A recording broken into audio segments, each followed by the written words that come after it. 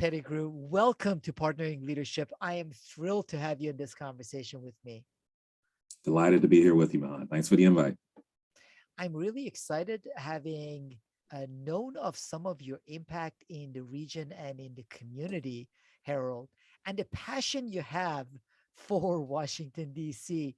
But before we get to some of those conversations, would love to know whereabouts you grew up and your upbringing's impact on who you have become as a person and as a leader. Absolutely. And I always like to start there because it really has not only defined what much of my journey has been professionally and in life, but it's something that drives me, day in and day out. I'm a DC guy, a DC dude.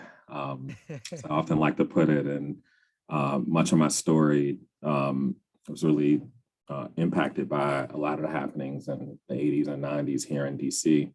I grew up here, DC public school graduate all the way through, and really saw firsthand how the city was very different, back in the 80s and 90s.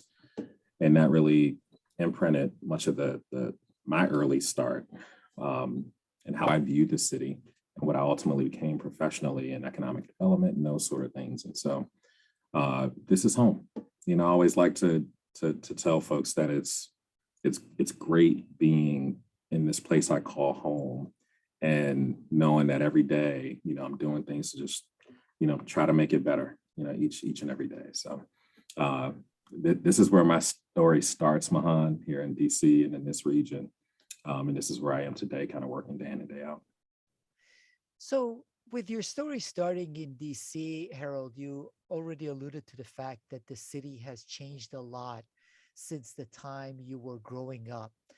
In what ways was DC different, and how did that impact you during your upbringing?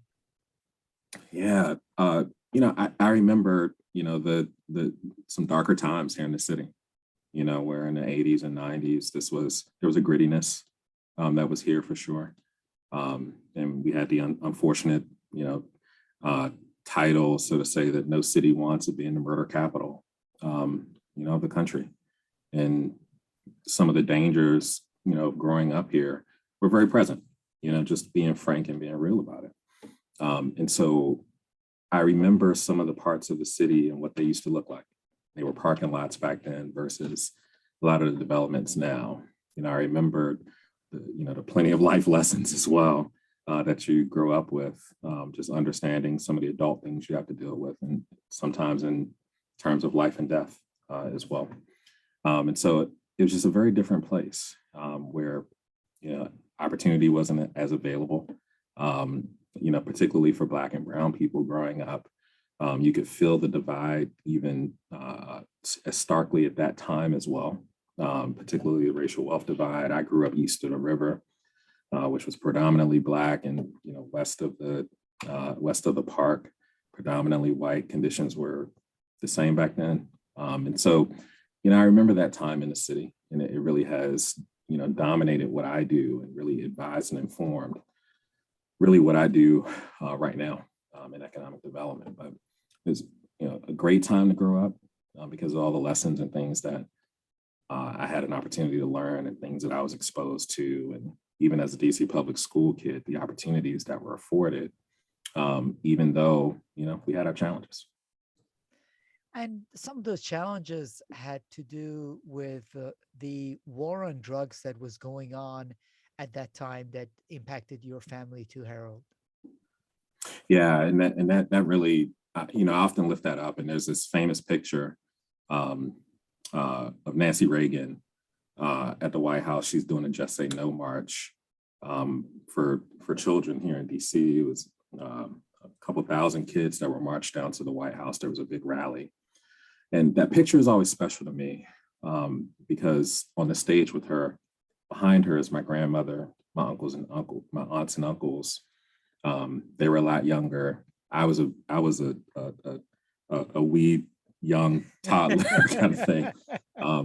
But I had my Just Say No shirt on.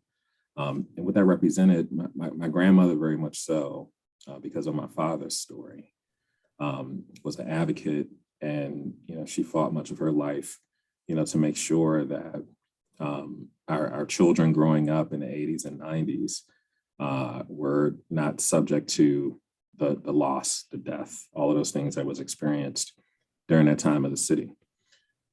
My father, his story was dominated by that. He was it's no secret, and I talk about this often and lift it up, that my father was a drug addict. And so he was directly impacted. That impacted his presence in my life, which he was absent for much of it. He had his own demons to deal with, and that had its necessary impacts on my grandmother and how she fought to make sure that other families weren't impacted in this way. On my mom, I grew up as an only child, and my mom did a phenomenal job in her very best, to make sure that she could provide. But I'd be lying if I said that wasn't a gap, in who I became and how it motivated me to because of his absence, and the things that I learned and the mentors that stepped into my life were a result of that absence. And, my father's story was certainly one that unfortunately wasn't unique to a lot of the kids that I grew up with, here in the city. It wasn't just a war on drugs. It was culturally the decimation of many families, that kind of happened during that time period. And for many of us growing up, it was the resilience of being a kid, just trying to understand what it means to grow up in a city as dynamic as DC. And there were so many of us that connected that, we're trying to navigate through all together. You had all of this chaos and some of these challenges going on, Harold, all around you. Your grandmother was a fighter, your mom was a fighter, so great lessons that you learned from them. But what was it that got you so active in wanting to be in a leadership role, organize others, even to the point that in high school, when the control board's appointed emergency school board decided to close McKinley High, which you were a student at, you were the one organizing other students to give talks and go out to protests and do everything else. What was it that got you so active so early on at a leadership level, mobilizing others to action? Yeah, and there were a couple people that really influenced that. And I mentioned my grandmother early. She is a fighter, and an organizer in many ways. And a lot of those things were embedded in me very early. In many ways, not through osmosis necessarily, but I saw a lot of these things on display. As she didn't grow up in that way. It was out of necessity. That she stepped into, fighting for my father in his life. That she went on to many great things nationally with organizing around parent advocacy, dealing with issues with drugs and things in our communities. I saw that growing up. In my path here educationally led me to McKinley High School. And I had the great fortune, I was in the NJROTC program, the Naval Junior Reserve Officers Training Corps. And that program was led by a gentleman by the name of Charles Washington. He's Master Gunnery Sergeant Charles Washington, to be specific, and he was a Marine. And he took many of us and trained us and provided the father figure framework that we all really needed to not only be young leaders growing up in the city, but to understand that we needed to be more, that we're better than our circumstance. And he really instilled in us so many lessons that, and God rest his soul, we lost him a couple of years back, but he was such a prominent figure through my 4 years of high school. And I was fortunate to go to high school in ninth grade and go all the way through. I was in ROTC that entire time and rose up the ranks of leadership. And very early on, we're calling each other sir and ma'am in ninth grade. How many teenagers do you know at like 13 and 14 or yes, sir, and then saluting and everything else. And he really taught us that and really instilled in us not only leadership principles, but what it meant to lead, what it meant to follow, what being in service to our community and city really meant. And so by the time we got to my senior year, I was kind of locked and loaded, man. Like at that point, man, I was, I know we're like, it was a time where all the possibilities, I remember this feeling, right, of all the possibilities kind of being ahead. And we had been trained so much and have been in so many different opportunities and pursued things in leadership that we saw this as a big challenge, and one that we felt as kids we could organize around and have a voice. And the backdrop was that the city was going through bankruptcy. The city and its institutions were failing in many ways, and the control board came in and took a lot of that control, and it speaks to the issues that exist today around home rule. But we saw it as a need to make sure we were speaking to say why this is wrong, particularly the importance that schools play in our communities as foundational institutions. And so it wasn't beyond us. It wasn't extraordinary activities. We were already used to speaking out and being a part of the Mayor's Youth Leadership Institute that Marion Barry had put in place. We were already doing it, and so we were just an active bunch. But it hurt.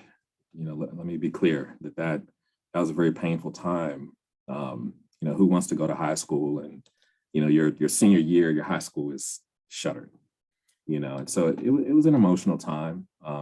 Looking back, I wouldn't want those types of things to happen again. But as a kid, it was such a great experience, and real life lesson in public service and political leadership and how cities work, all of those things that I couldn't have imagined getting any other life sort of education and lesson around. It was a great time, a painful one, but it was a great time.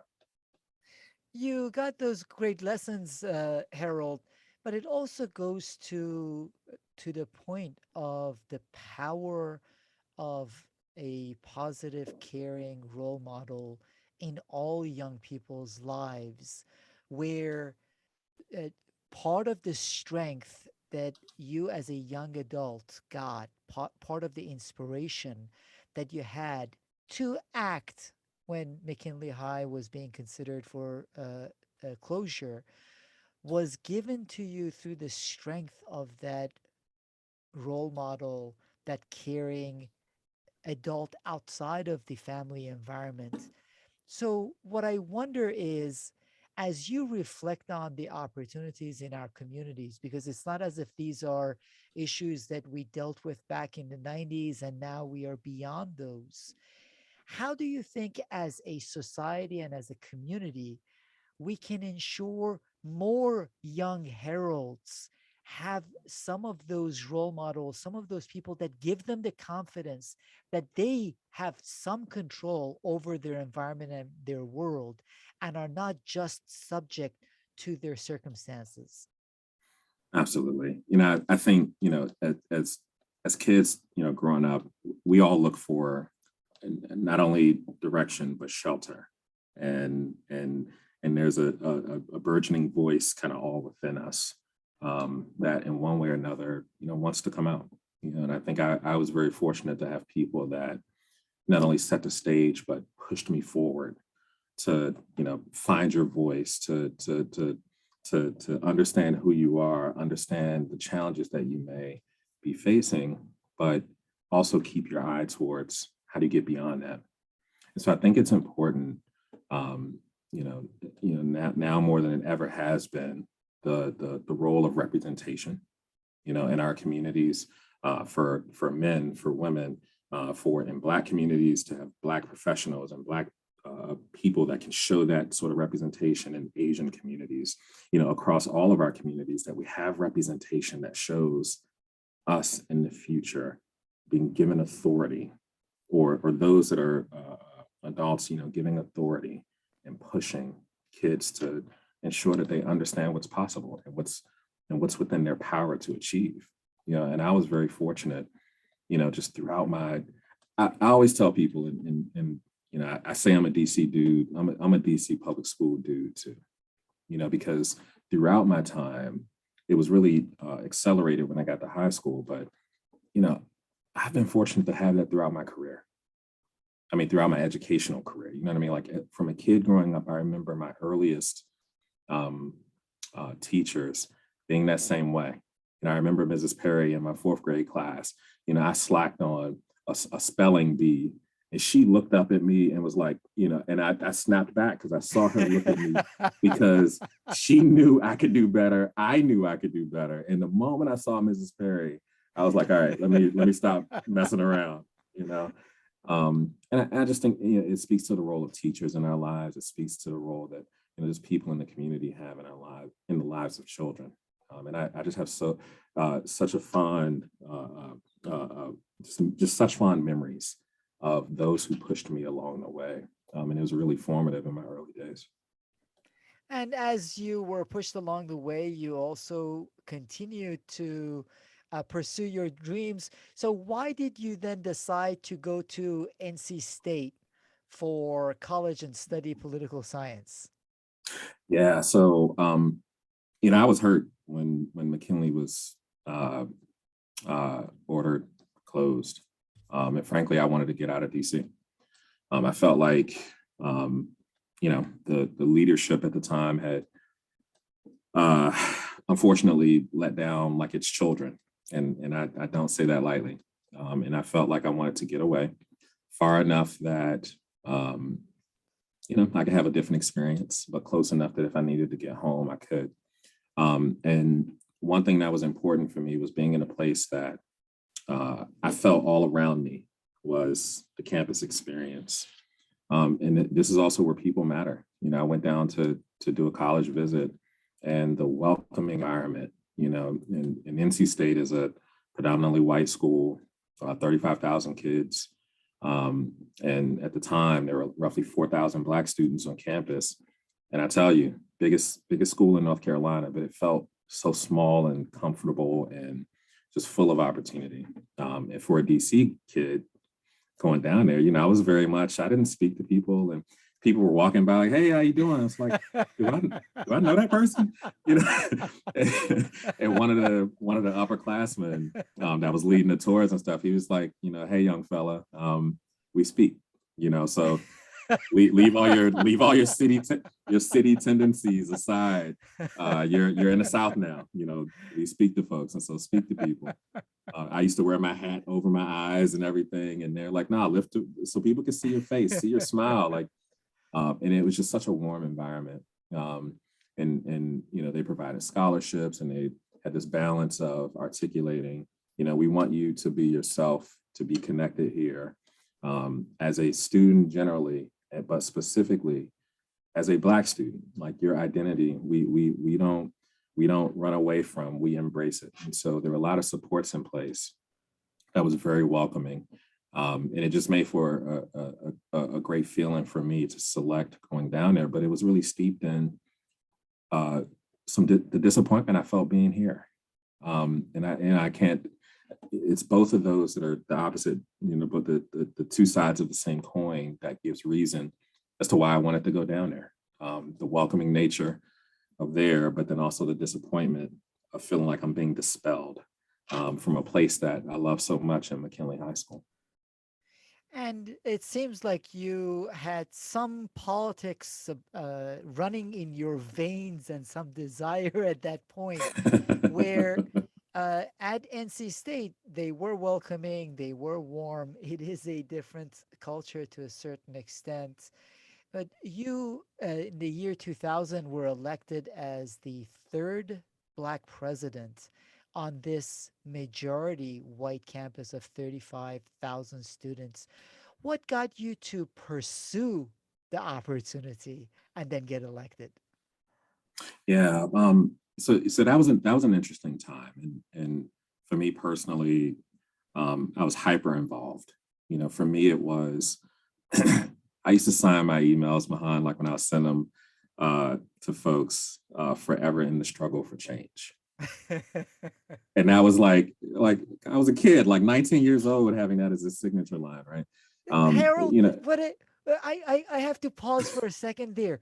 What a beautiful, beautiful statement of self-empowerment where you believed through your upbringing, through the environment, through the support, through some of what you had in you, that you were going to bring about that change. So I love hearing that. I think that's a beautiful testament of some of your core attributes and development.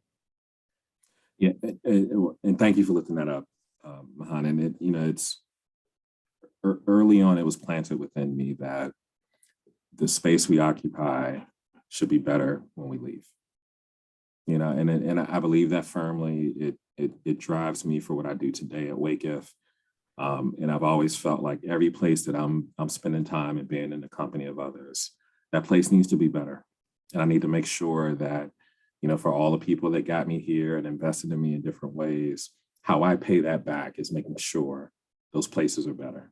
And I remember my earliest days feeling that way, from high school through NC State and beyond. It was really present, and I just thought about it anecdotally of just lifting that up, but it's with you lifting it has reminded me that that's always been present for every job, for every place that I've been. Yeah, so thank you for lifting that up for sure.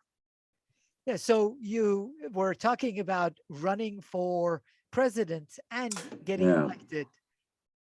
Yeah, so it was a very interesting time, and if you go back to like the late '90s, early 2000s, there was a lot of the affirmative action discussions. Like I remember that my freshman year being a very big debate in North Carolina and the state General Assembly and things, and for me there was always this just penchant towards activism, and very early on, there was a group of us who were really set on making sure that we were going to be active, that we were going to motivate others to be active.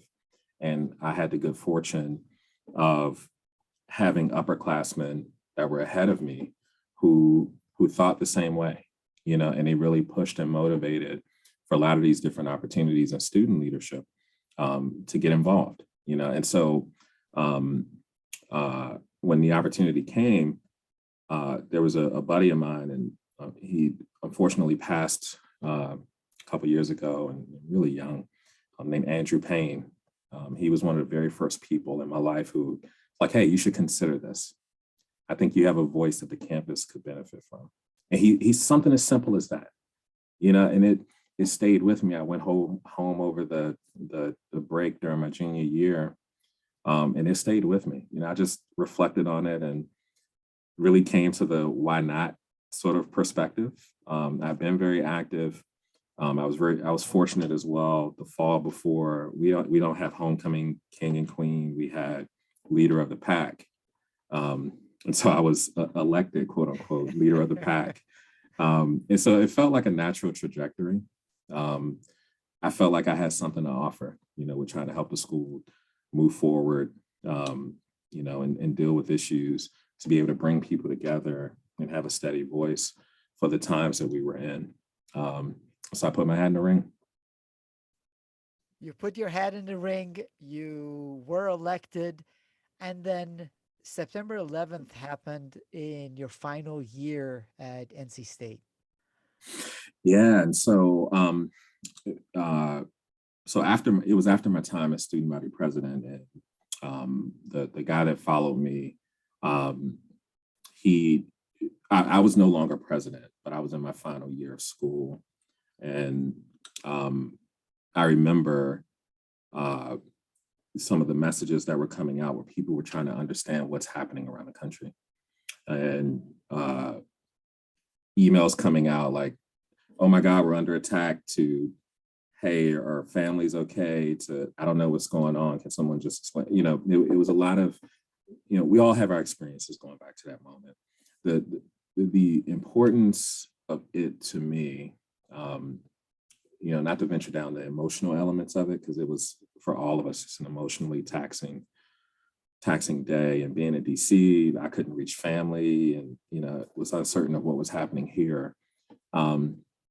What it brought to what it brought into focus for me was I wanted to be in New York.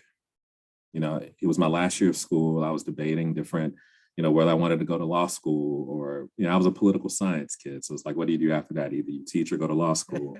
And I didn't want to do either. And I was trying to figure out what I wanted to do with my life.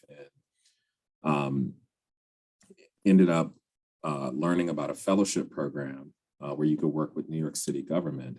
It was competitive. They only selected 25 kids each year. But I put everything into applying to that program because I wanted to be in the city. I had different opportunities during summers in the past of going up there for very short periods of time. But what I understood on that day was this day was happening in this particular place because it was a special place. And I felt like I wanted to understand why it was special. I wanted to be there to experience why it was special. But even more, if I could participate in any way of, helping the city to come back to rebuild, whatever little way that a college graduate could, I wanted to be there. And so it really crystallized what I wanted to do after college. And I was fortunate to be the program that I ended up participating in was the New York City Urban Fellows. And I was fortunate to be selected as one of 25 to go up to New York. And for 9 months, we would have a fellowship within different positions within the New York City government. And at this time, it was the very beginning of the Bloomberg administration. It was literally their first year. And we had to interview agencies, and those agencies interviewed us. And my placement was where I ended up was to be the special assistant to the commissioner for small business services. And it was interesting because we sat in this room and all the fellows were there and Commissioner Walsh was there and he was going through, he was like, yeah, I looked through all the resumes and there was one of you that came from North Carolina and you were involved in student government. I worked in Charlotte. And so I have some connection to North Carolina. I was like, oh yeah, that was me. And he's like, there's another one of you that he started rattling out a couple different things. I was like, yeah, that was me. Yeah, that was me. So it was a bit of a match for me to kind of step in as a special assistant. And that experience, I have to say professionally, was the single most anchoring opportunity that I had to really set the path for everything that I was able to do really after, being right there at the right hand, so to say, of the commissioner, being his assistant, helping him to manage his office the very first year that the Bloomberg administration was there trying to rebuild the city and have it recover. And it exposed me at such a high level of to a city operating. And the juxtaposition, just to connect it a little bit, was that, I had come, I was 5 or 6 years from having come from a city, Mahan, that was going through bankruptcy and had a population of 500,000 people, going to a city of 8 million that had such energy and drive behind it and that operated so well. And so to me, in my young head, I was like, how does that city of 8 million people operate in such a way where the services are working? There's smart people here thinking big and they built big and everything was just so big in terms of the ideas and scale at which they were thinking. And the backdrop for me was DC, 500,000 in bankruptcy and all those things. So it was really this juxtaposition for me in a lesson as I was experiencing New York, to have that backdrop of home and being in New York really, it really, and I don't say this lightly, it really restored my faith in what cities can do and what they can be. And so it really set the stage for much of my career. Yeah, it's interesting that you talk about that experience, Harold, because New York also back into the from the 80s into Mm-hmm. possibly early 90s had very dysfunctional city government. I've had a chance on the podcast to interview different people that were involved at different points and times in DC, in New York city government. And in many respects, it was very corrupt.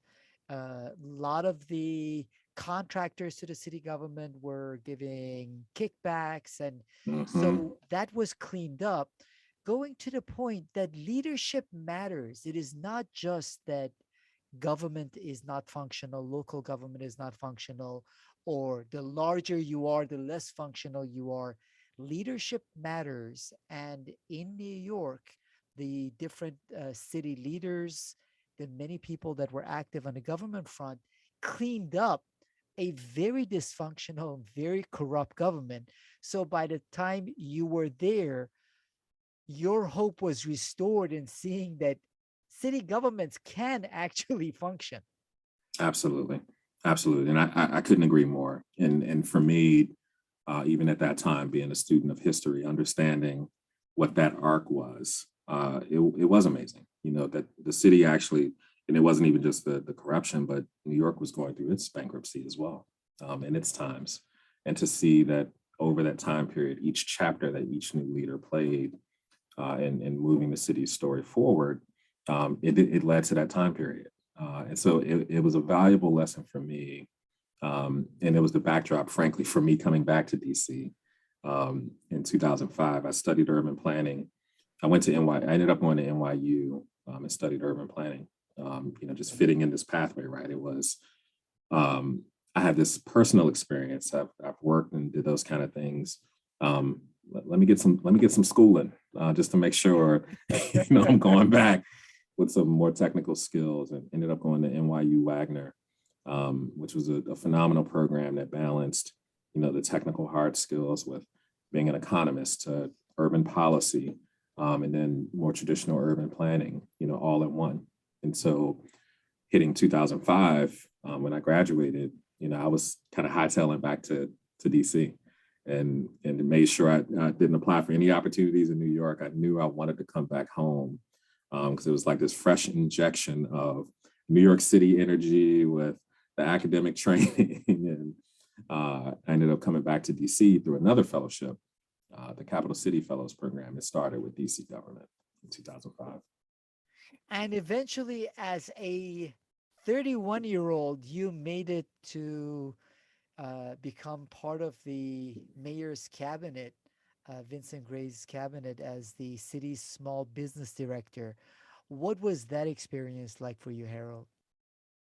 It was tough, you know, just to be forthright. You know, I had been in government across a couple of administrations, you know, starting with the Williams administration through the Fenty administration and with the Gray administration. And, you know, the challenges we were dealing with at the time were very tough. And, you know, it's interesting because looking at the acceptance of small business and the wide scale at which entrepreneurship is understood, and the ways that it's celebrated now, it wasn't quite the case back then.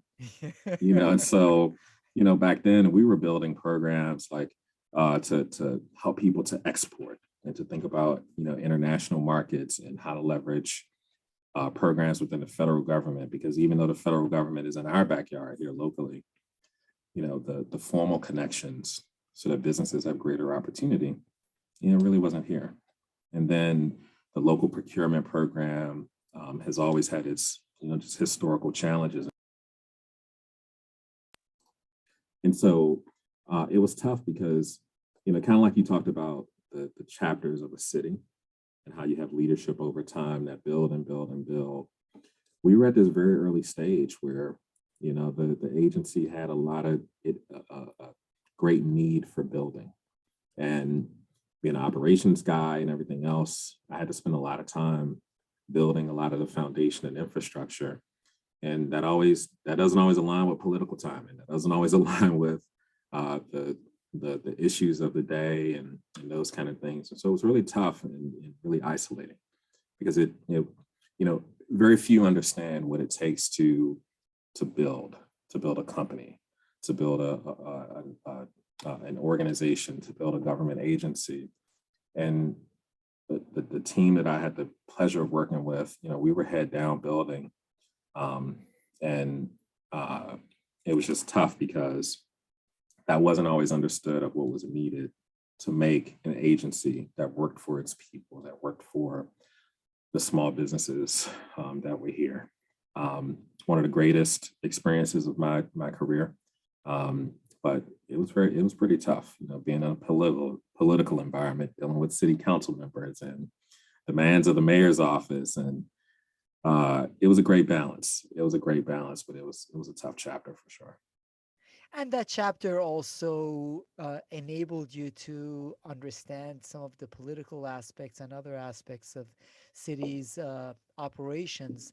Then in 2016, what drew you to the Washington Area Community Investment Fund that now you serve as the CEO of? Yeah, and it's interesting. So for many years, and even during my time in different chapters in local government, I had actually partnered with Wacif, and that's the short articulation of the acronym. I'd often partnered with Wacif to manage loan funds and other small business programs. And when in 2015, the previous executive director, he had asked, would I be interested in joining the board? So I was actually in discussions about joining the board, and then he would announce that he would be resigning because he wanted to move closer to family. He was having another child. His family was in Pennsylvania. So I was actually helping recruit a new leader for the organization. And then one day he asked me, had I thought about taking over as CEO? And I hadn't thought one bit about it until he asked me the question. And the moment he asked me the question, Mahan, I could not get it out of my head. At the time, I was working for an organization now called Prosperity Now, doing national work, focused on entrepreneurship still. I was the director of entrepreneurship, but it was working in the Upper Peninsula of Michigan and Arizona and New York City. And I really missed working, doing things at home. And at the time, I was actually between considering being a small business director for the city of Detroit. And so I was in discussions with Detroit, and I could not just stop thinking about what I could do at home in this role. And so it really resonated. I started to shift conversations from joining the board to actually interviewing for the CEO post. And what I found was that, I'm not a finance guy. I'm not a former banker or anything like that. And the board understood that. They wanted someone with a fresh take and an understanding of what this organization could be, and what it is that we could, how we can have impact in a very different way. And it all worked out, during some of our discussions about the future. And I poked and prodded a bit as well because, nonprofit boards can be very tough, particularly for a CEO. And so I wanted to make sure they knew, for me coming in, I'm very much a builder. This is home. I'm very passionate about the work, and all of our thoughts on where we could go together. It really aligned as an organization. So, Harold, what is the purpose or the mission of the organization? It's been around 35 years, this fund. What do you work to achieve in the community through the fund? Absolutely. And I probably should have started there, right? We're saying what we actually do. So Wacif, the Washington Area Community Investment Fund, was founded in 1987. It was a group of folks coming together, individuals, community leaders,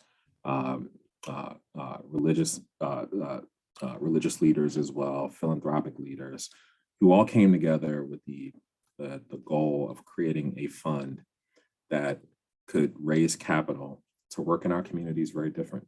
It was a recognition that the banking sector was not deploying capital in ways that got to places that needed it most.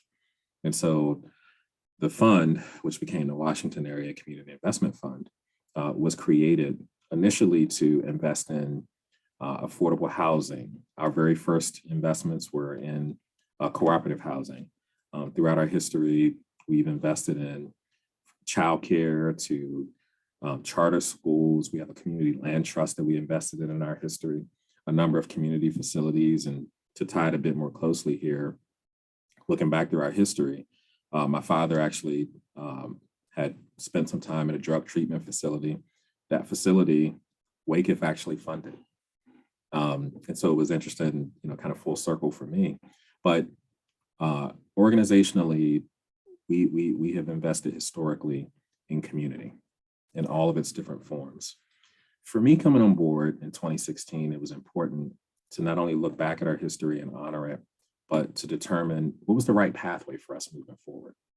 And for us, what that had meant at the time, our brand was more known for entrepreneurship. As I noted, I'd worked historically in partnership with Wacif on small business programs, technical assistance, fund management, loan programs, those kinds of things. We were known for it. And frankly, that's what people have come to know me for in terms of what my career has been dedicated to, creating economic opportunity through entrepreneurship, reducing barriers and building ecosystems so that people can be successful.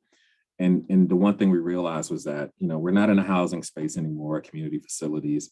I know that affordable and accessible housing should be a right and provided to all of us. That's it. My technical knowledge does not go beyond that. And there are wonderful organizations here locally and throughout the region that's doing great work. And so we leaned into small business, investing in the ecosystem and being an ecosystem organization that provides affordable and accessible capital to people who can't access capital from your traditional institutions like banks.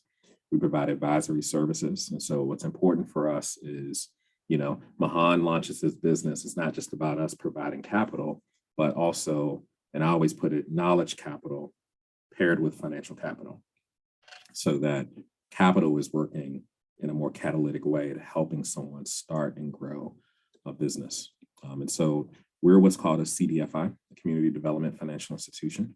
And so we still to this day raise investment dollars.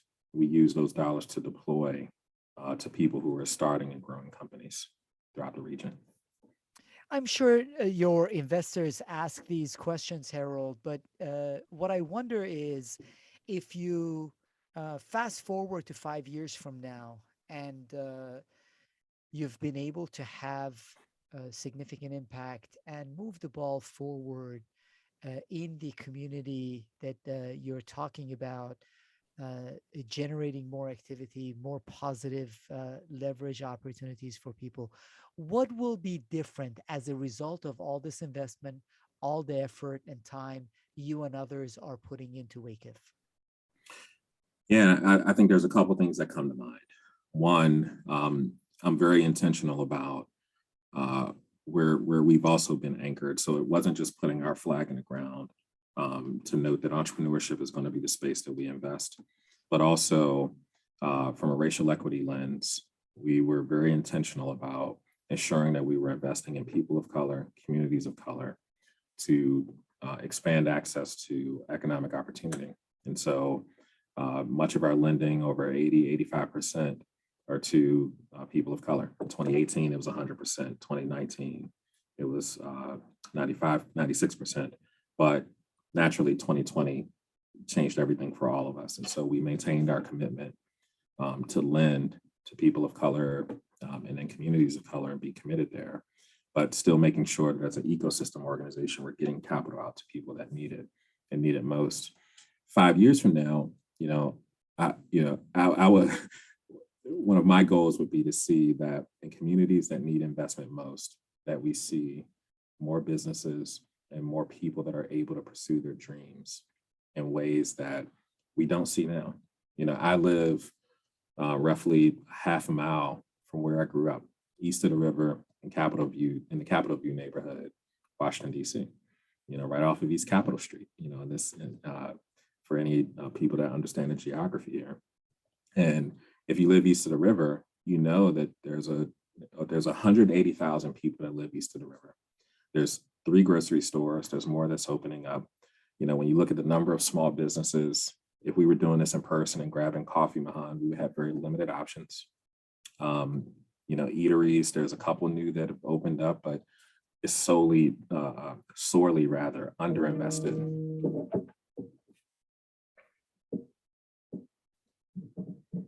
Sorry, phone call came through and it interrupted this. Interrupted this. Let me turn this off.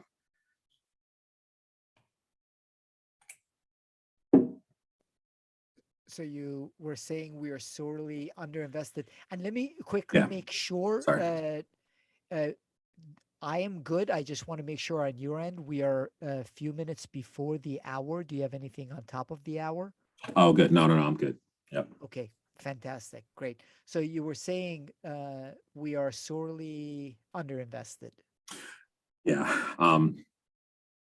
So in where I live in the city, here east of the river, we're sorely underinvested. So that what that means to me is that where we've based our investment philosophy is that we need to invest in more people east of the river, more people who want to be east of the river, to create and grow more small businesses. It presents a tremendous opportunity.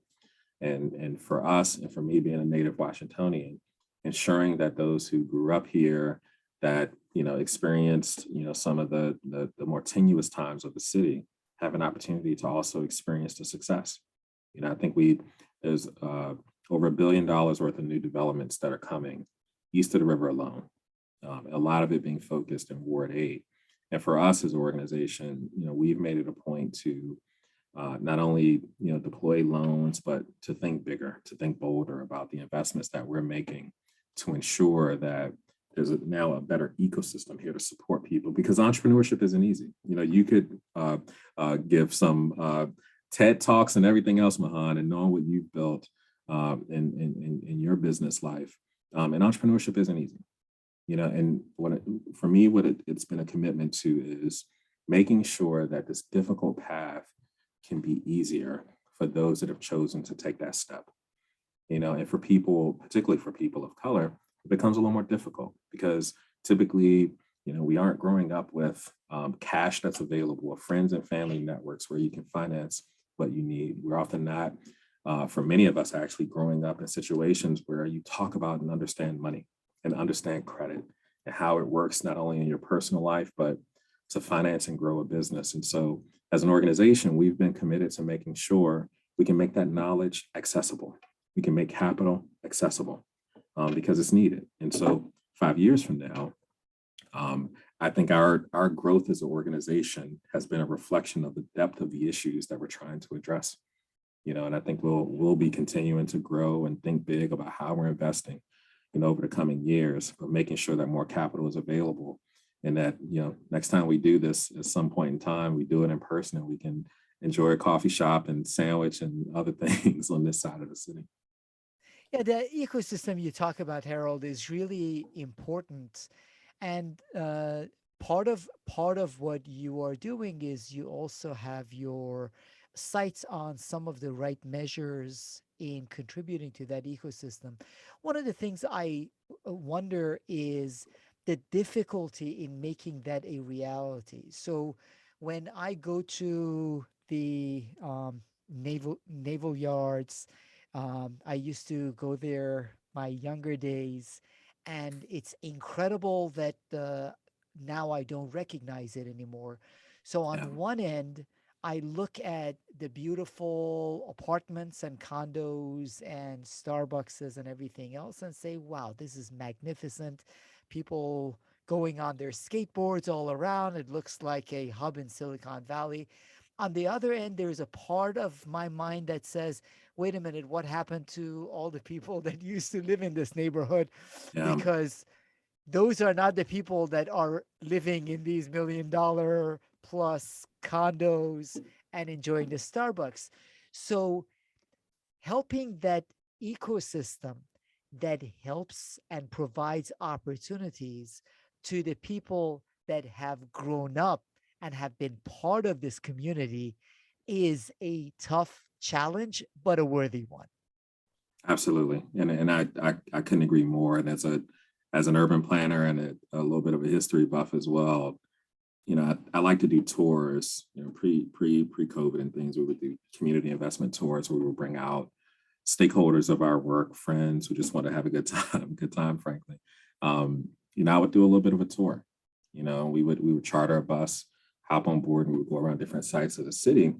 And one area I often like to take people down, and it resonates with the points you lifted up, Mahan, is H Street Northeast, a central corridor, a critical corridor um, in our city, a corridor that has very rich history. And you know, for those who aren't as familiar with that history, you know, it was the site of a lot of the riots taking place in D.C., where when Dr. King was assassinated, for many decades, went through not only underinvestment but divestment. People were leaving, but what you had was a development of um, an all-Black business corridor, you know, that had predominantly Black neighborhoods all around it. And, you know, the city went through, and this was earlier in my career, having seen this firsthand, where the city went through a lot of development, a lot of investment through construction and infrastructure development along the corridor, the streetcar, those types of things. And unfortunately, what you had was the decimation of a lot of Black businesses, you know, for the sake of progress. And so when you go to H Street, when you go to U Street, and you see your Ben's Chili Bowl that can still exist because they own their property, or Lee's Flower Shop because they own their property, there's so many businesses that we've lost over the years in these critical corridors that you see so much great development, so much great progress that have happened, but because the ownership wasn't there, or because the right tools weren't in place for those businesses to continue, you know, it's a bit of a lesson at how cities and leaders have to go about investing in places, because every time we're talking about the loss of a business and investing in places, what we're really talking about is investing in people. There's a person behind the business. There's a person, you know, behind the flower shop, behind the coffee shop. That person represents a household with parents and children and people behind them. And so it becomes this real narrative that I've been very passionate about, but have become even more passionate through the work that we're doing at Wacif, and making sure that, you know, we're keeping a focus. When I say small business, I mean the person, you know, the entrepreneur, the person that's driving, you know, the brand and what you see in brick and mortars and all of those kind of things. And so we have some cautionary tales that we can pull some hard examples from here in DC, and seeing its development over the last 30, 40 years. And that's why Wacif is fortunate to have you as the CEO, Harold, because it takes a certain level of understanding and empathy to go through this messiness of the decision making of what are the right ways of helping elevate the community. There aren't any simple answers that can do right by the residents and make it for a thriving entrepreneurial climate. However, with understanding, with listening, with continual feedback and experimentation, you can make sure that you're contributing to that elevation, helping all of the residents have access to the opportunities that will benefit all of us in return. Now, you've also gotten involved, whether it is being appointed to Treasury's Community Development Advisory Board. You are now a finance leader fellow at the Aspen Institute, Community Investment Council of the Fed Reserve Bank of Richmond. So you have a lot of these opportunities to give voice to what the community needs. What do you think should be a priority for all the leaders listening, both with respect to this region in terms of supporting the elevation of the community, and just leaders that want to make sure that we have a more equitable future in our communities? Absolutely. And, you know, I've been very fortunate, Mahan, to, throughout my career now, not only having worked in local government, but seeing a couple cities now like DC and New York, and applying a lot of those direct experiences to advising other cities around the country, um, and having done some advisory work with the World Bank, and pulling in just a lot of different insights, and often, you know, say that if the lessons in my noggin aren't in my head aren't being put to use, then certainly goes to waste, right? And so I've wanted to make sure that in places where I can be helpful, platforms and organizations where I can be helpful, that I can provide those insights. And I think for what we do at Wacif day in and day out, it provides very on the ground sort of perspective of what's happening, not only in our communities, but what entrepreneurs need to be successful. And so in that regard, I've tried to bring voice. How do you begin to create better systems, create ecosystems that work for the people who live in them? And that's been the through line for each of those organizations or entities that I have the really good fortune to be a part of. There's a couple of things that come to mind. I think, first, before we get to any specific, tools and those kind of things, there has to be a deep commitment to what equity means in our communities. And that's generally speaking. Very specifically speaking, if we're not dealing intentionally with issues of race and how that defines our geography, how that defines all of the economic indicators, health indicators, any indicator that is a measure of progress in our respective communities, the results are all the same. Particularly, you have Black and Brown communities that are doing worse no matter what the economic measure is. Unless we're interrogating intentionally and getting truthfully to the why and developing solutions at a city, county, state, federal level, we are never going to resolve these types of issues. And so there has to be intentionality. Like just one example, right? I always talk about, I'm proud to live east of the river. It's where I was born, it's where I intentionally live now. And with a lot of our funders and investors that are in this region, I would ask a simple question: have you ever thought of why east of the river, Washington D.C. is predominantly Black? It has the worst indicators, be it economic or health wise. Have you ever asked the question why? If you haven't, that's the starting point, because we can invest all day, but if it's not being tied to, historically, what the problems were, and us identifying solutions that are tied into those. Now, I think we have a direct solution that's tied to it, but I have to raise money. The sourcing of capital doesn't start with me. And if it's not those who are at the source of where capital is being held right now, being very intentional about understanding, here's how we are in a very real way going to have an impact with, and this is philanthropy, this is corporate entities, this is all those that are, this is religious institutions that invest, all the institutions that have capital that's being held or looking to deploy in communities. If those very central questions aren't being asked and with intentionality of understanding what the issues have been, and frankly, what role their institutions might have played in them, we're not having a real and genuine conversation, And so, to me, that's where it always has to start. And this is not any different from a federal government standpoint of things. When we look at the history of the country and how programs have excluded some and overinvested in many ways with others, we have to be intentional about where we're starting the conversation and understanding what we have to account for in the solutions of today, because our communities didn't just arrive this way. And so unless we're having a very real conversation, like we're not having a real conversation, So that to me is where it often starts. And that is a great recommendation for all of us, in that it starts with asking the right questions and then the willingness to listen, to understand, rather than listen to confirm our previous biases. So, asking is where it starts. And I'm really appreciative of you asking those questions also from the leaders in the community, as we look for a more equitable future in our communities, in our society.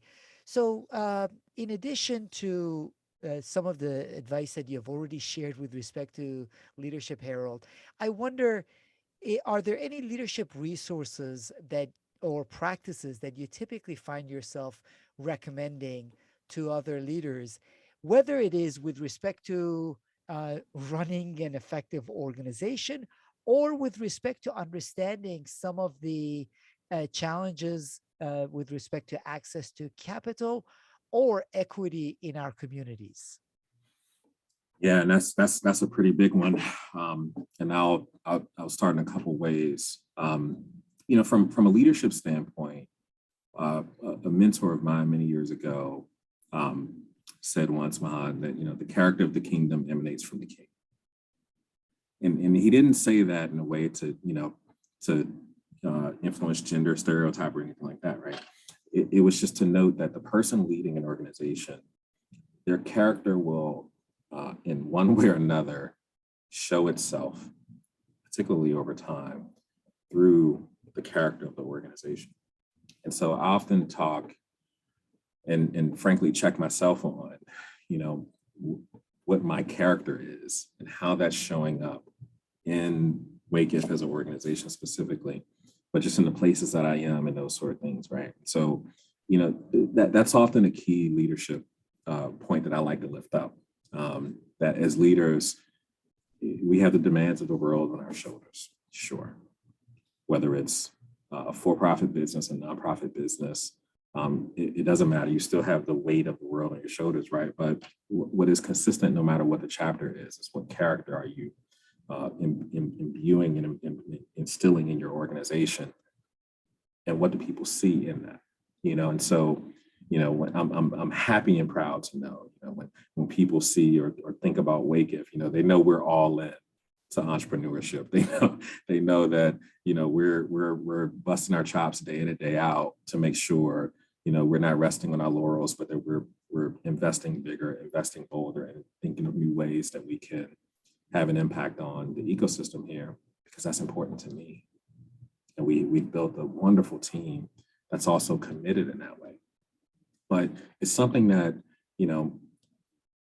I often challenge leaders, as I challenge myself, to continue to understand who you are today. It may not be who you were yesterday, right? But ultimately, what's the character that's driving your actions, your decisions, what you're doing, because it ultimately has impact on the organizations that we have, that we're leading during this particular chapter. And so that's one thing that comes to mind from a leadership standpoint. And there were two other pieces you mentioned, Mahan. It was leadership. It was.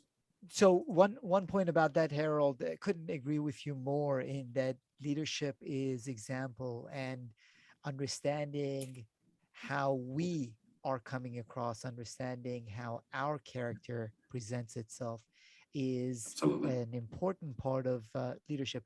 One of the challenges I find is many leaders, their blind spots grow as they move up in organizations and move up in the world Yeah. and have more success, because they become convinced of their own strengths and knowledge, and other people become less willing to give them feedback. But that is really important. Then the other question I had for you are there any leadership resources that you typically find yourself recommending? I know you also love history. Any biographies, any leadership resources that you say, what, this is something you should read, or these are things you should read that will help, whether it's your leadership and or understanding of equity in society? So there's a great podcast I start off with first, Partnering Leadership by Harold, you are, I knew I liked you and you were a smart guy. You are super duper smart and I really like you. That is your first place to everyone listening. That is your first place to continue listening to the wisdom and guidance coming out of this podcast. It's interesting because what I often try to do is I'm the worst at reading books, and just to be forthright, it's hard for me to sit down to get through cover to cover. My way of consuming information and kind of being in my sort of quiet space is actually podcasts.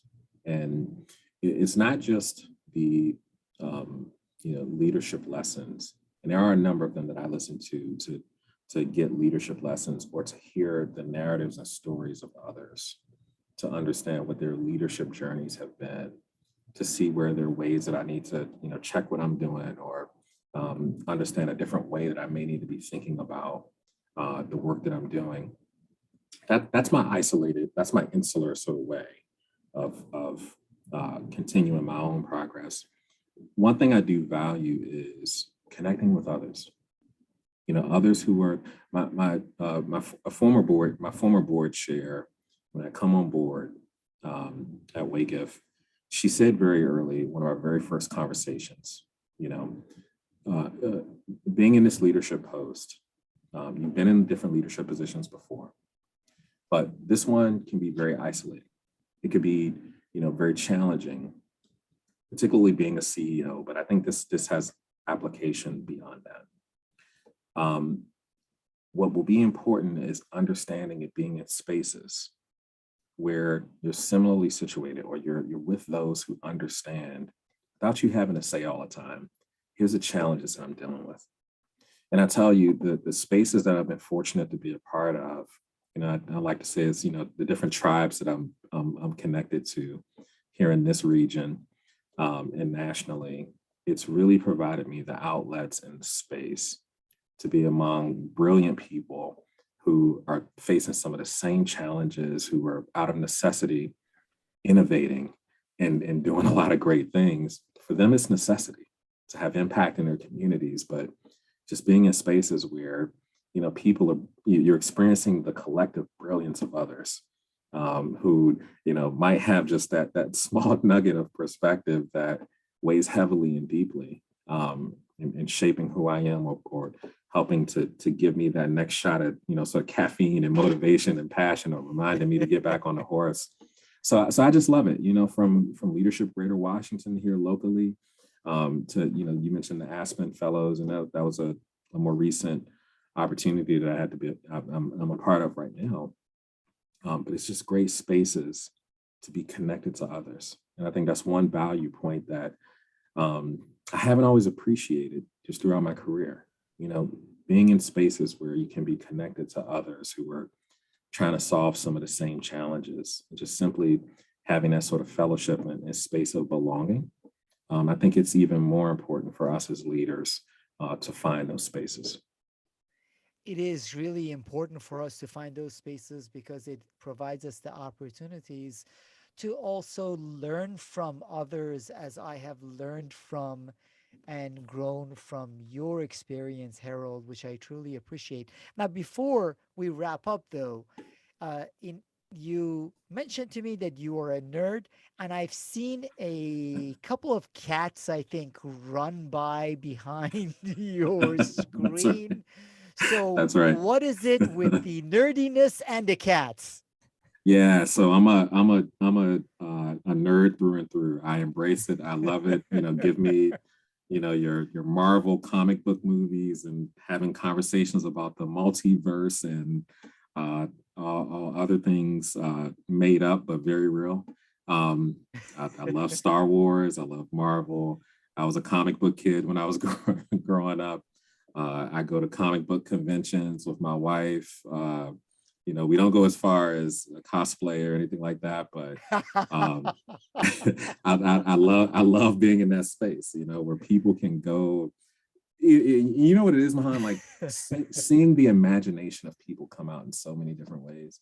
Like for me, I think I find some personal happiness in seeing others in their element, doing something, whether it's playing music or cosplaying, or you know, artistically showing what they could do in creating a comic book. Like all those things I just love to see, you know. And so I'll sit down and watch a movie in a heartbeat, man. Um, I'm a numbers nerd. I literally was talking to the team earlier about that. Like, yeah, I love to nerd out on spreadsheets and Excel and those kind of things. With my cats, it's funny because I only have one. My wife has three. The other three they could care less about my existence unless I'm feeding them. So, so it's funny. I exist here, but they don't care too much for me being here unless I'm feeding them. Oh, Harold, it's been such an absolute pleasure getting a chance to find out a little bit more about your background, your upbringing right here in DC, and your commitment to give back to this city and to this community through your many different involvements, most especially your leadership as CEO of the Washington Area Community Investment Fund. Thank you so much for joining me in this conversation, Harold Pettigrew. Thank you. Truly my pleasure, Mahan. Happy to be here, and would love to talk again.